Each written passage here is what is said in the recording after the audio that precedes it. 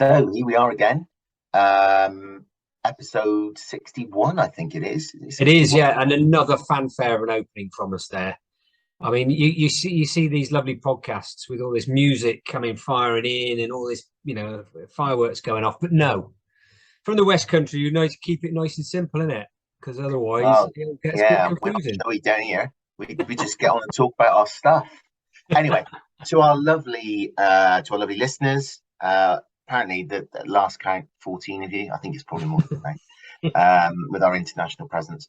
But no, it's lovely to be back. The August warble. Oh, indeed, yes. And wow, what a warm one it's been. Yeah. Flipping heck. Scorching. We're actually recording this just as that second heat wave has stopped. So we're actually down into temperatures that are vaguely bearable. So that has had a massive impact on everything going on. Another thing for our beloved media to write about. Is everybody okay? How do you keep cool during a heat wave? I always found those news articles most informative because I'm a bit dim and didn't realise that I perhaps should sit in the shade or drink some water. There is a question I need to ask you, forgive me, listeners. I need to ask Mr. Knight, did you burn your buns or was it all right? Did I burn my buns? Now, if I don't want to tell anybody that I understand what you're talking about there, so I'm not going to answer that. I'm taking the fifth, as they would do. Oh, they're all doing it in America. Listen, all I'm going to say is I had to wear a cap and I had to put plenty of suntan on. Yeah, it was boiling in Devon. Boiling. It was, wasn't it? In fact, well, no, today's the day where it's not boiling in Truro, it's underwater. It's underwater. So, yeah, good old English. But thankfully everyone's safe. Anyway, we digress. What are we going to talk about? So we're going to talk about employees, those lovely people that you pay your hard-earned money to make you even more money. Or so it should go. But actually, with all these interesting things that have been happening over the last couple of years, it's had a real impact. And we have spoken about this previously a couple of times, actually. But we wanted to revisit the employee engagement piece and the importance of interacting with and keeping your employees as engaged as possible because of the impact it's having at the moment with a lot of businesses that we're speaking to, and also our colleagues around the UK. In fact, we asked a couple of our colleagues this morning on a call we had, and they were commenting that that's something they're seeing a lot of issues with, and I'm sure it resonates with a lot of our listeners and viewers around employee retention and the ongoing impact then that has on your customers' experience. So that's what we're going to chat about. Yeah, it's brilliantly set up, Richard. It's a massive issue. We've always had challenges down in the southwest with getting and retaining great people. There's lots of great people that work down here, but bringing in and resourcing has always been a challenge. In my Boots days, it was a challenge. My Sainsbury's days was a challenge, and it's an acute challenge now. But what's really interesting is businesses' attitude to this retention point that you made, because I think all the noise we hear is that retention is really hard at the moment because you may have to, for example, manage someone's performance, and if they don't like the fact you're going to try and manage their performance because they're not delivering, they'll sort of do the thing of voting with their feet and they'll go and work elsewhere. So it's a real challenge, and of course that directly impacts the experience that your customers are going to get. You lose an experienced member of the team through whatever means, and then you're on the back foot. Yeah, and I think increasingly, if you think about the challenges that businesses are under through energy costs, pressure on wage bills, the pressure they're getting from their own employees around their own financial pressures, it is a real challenge. And I think keeping that level of engagement a level that enables you to continue growing your business and get more customers so you can tackle all of these financial issues is a real challenge.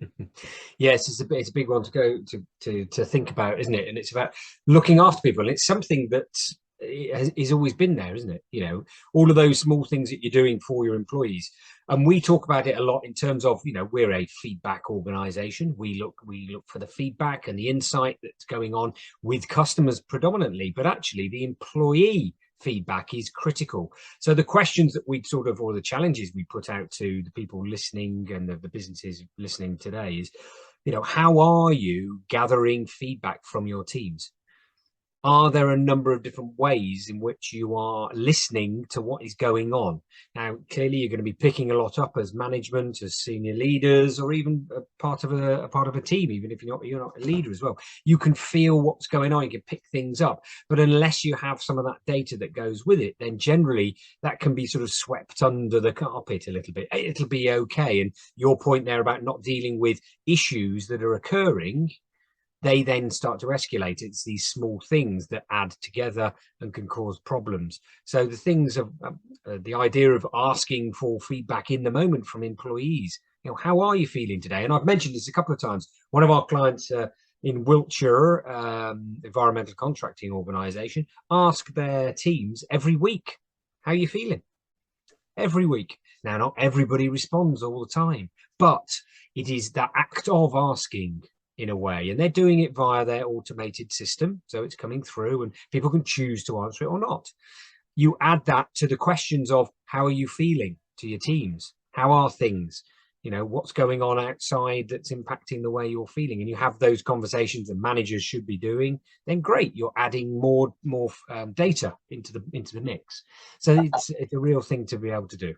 I think the other thing, just building on that point, Rich, is we have this thing in the experience world called peak end theory, and without getting too technical on everyone, it effectively is in any interaction, whether it's your employees or your customers, you leave them on a real high at the end of that conversation, even if you're having to deliver perhaps more challenging conversations. And I think often we overlook that, as leaders, as managers, as operators in an organization where, you know, when you're having to deliver a message to your team, whether your team are having to deliver a message to your customer base, yeah, you know, do they really understand the impact that they're having, and are they trying to leave? Are you trying to leave? Are they trying to leave? The individuals on a real high after that conversation? It's this empathetic diagnosis, looking at your insight, as Rich mentioned, and you know where there are comments within that insight which suggests that they may well not be happy. What are you doing about it? How are you reacting to it quickly? How are you getting your team, you know, that old adage, you're getting your team match fit for the future? We know we've got challenging months ahead with the cost of living, and you know there will be those businesses that could, you know, tackle that head on, really, you know, try and grow their business in the face of that, and will do incredibly successfully. And sadly, there will be those that don't. But I can tell you, the ones that will have an engaged team. And it's a really interesting one from that sort of view of employees, because they are critical. You know, you treat them well, the customer experience is going to be good. But a lot of organizations and leaders still believe we're paying you a good wage is the way you treat your teams really well. Now, clearly it's part of it. And again, we've mentioned this. There are motivators of work. There are 9 motivators. One of those is the money. Yeah, only one of 9 motivators. We have all of those 9 motivators, and they all come together to drive your motivation levels. Now, if you've got one of those things sorted and you've got that good salary, fantastic. But are there opportunities to develop, to become an expert in things, share knowledge?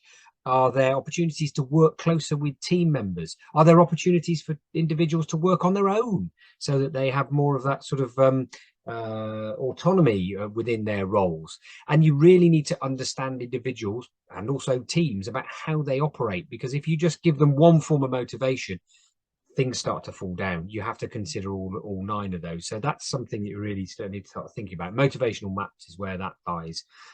So there are a number of tools out there to be able to take this temperature check.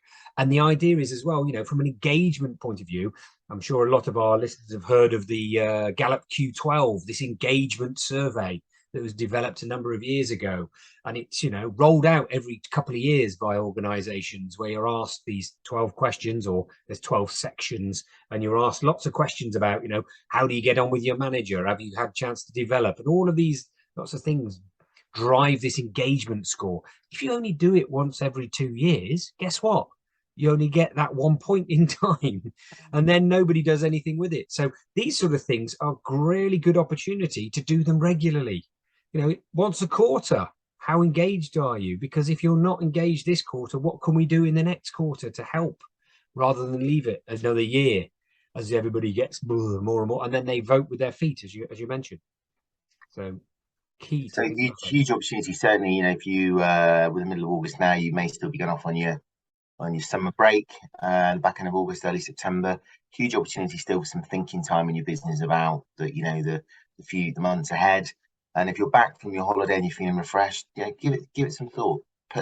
Take some time, take a temperature check with your team, see how they're feeling about the future. You know, they will have hopes, fears, and challenges in their own mind about how they're going to cope in the next few months. And of course, you know, a huge part of that will be the success of your organization, because if your organization is successful, they will feel more comfortable and more I suppose safe in their environment, in their working environment. That's a good word. That's a good word.